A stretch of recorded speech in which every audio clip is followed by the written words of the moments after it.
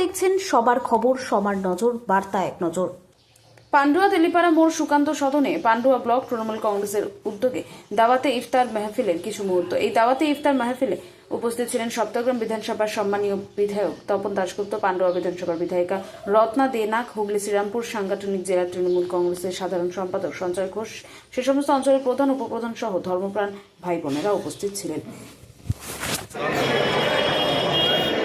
সবাই এখানে আছে, খুব ভালো প্রোগ্রাম হলো। আমিও কলকাতা থেকে এসেছি, সন্ধ্যায় প্রতিবারই করে, কিন্তু আমার মনে হচ্ছে এবছরে লোকটা অনেক বেশি হয়েছে গতবার থেকে। সারা বছরই সন্ধ্যায় প্রোগ্রামের মধ্যে থাকি, আর আজকে ইফতার করাটা খুবই পুণ্যের কাজ, সেটা আজকে করেছি।